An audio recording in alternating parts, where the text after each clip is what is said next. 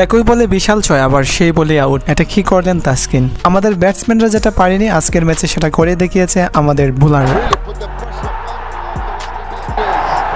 মাত্র 16 রানের জন্য ম্যাচটা হারতে হলো, অথচ এই ম্যাচ কোনোভাবেই হারার কথা ছিল না। টপ অর্ডারের ব্যাটসম্যানরা যদি একটু দায়িত্ব নিয়ে খেলতেন তাহলে এই ম্যাচটা আমরা খুব সহজেই জিতে যেতাম। তানজিদ তামিম তাড়াহুড়া করে বোল শট খেলে আউট হয়েছিলেন, 5 বলে 15 রান করে ফিরেছিলেন। এরপর লিটন দাস অপ্রত্যাশিতভাবে আউট হয়েছিলেন, করেছিলেন 8 বলে 5 রান। এরপর সাইফ হাসান স্লিপে খেলতে গিয়ে 7 বলে 8 রান করে আউট হয়েছিলেন।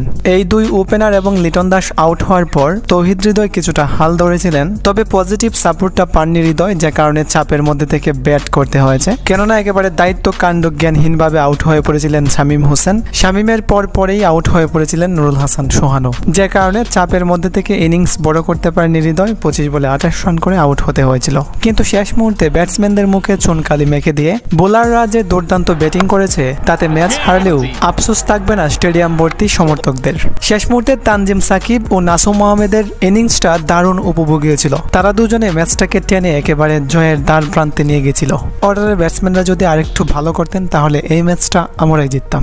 চোখ দাদানো এক ইনিংস খেলেছিলেন তানজিম সাকিব, 27 বলে 3টি বাউন্ডারি ও একটি 6 মেরে করেছিলেন 33 রান। আর নাসুম আহমেদ মাত্র 13 বলে 3 বাউন্ডারি ও 1 6 মেরে করে নিয়েছিলেন 20 রান। রিশাদ হোসেন ভালো করতে পারেননি। রিশাদের পর উইকেটে এসেছিলেন তাসকিন আহমেদ এবং উইকেটে এসেই বিশাল এক 6 মেরেছিলেন তাসকিন। এরপর মুস্তাফিজুর তাসকিন মিলে একটা জুটিও গড়ে নিয়েছিলেন। ওয়েস্ট ইন্ডিজের জিততে হলে তখন 7 বলে 22 রানের প্রয়োজন ছিল। তখন তাসকিন শেষ ওভারের প্রথম বলেই বিশাল এক 6 মেরেছিলেন, কিন্তু পরক্ষণেই দেখা যায় তাসকিন আবার আউটও হয়ে গেছেন। এরপর যখন রিপ্লে দেখা হচ্ছিল তখন মূলত বেরিয়ে আসে আসল ঘটনা। তাসকিন 6 মারতে গিয়ে এতটাই পিছনে সরে গিয়েছিলেন যে তার পা গিয়ে স্টাম্পে লেগে যায় এবং স্টাম্পের বেল পড়ে যায়। ওইদিকে বল একেবারে গ্যালারিতে পাঠিয়ে দিয়েছিলেন তাসকিন, কিন্তু তার এই কাণ্ডের জন্য তাকে আউট হতে হয়েছিল। আর তাসকিনের এমন কাণ্ড দেখে হাসছিলেন রোমারিও শেপার্ডরাও।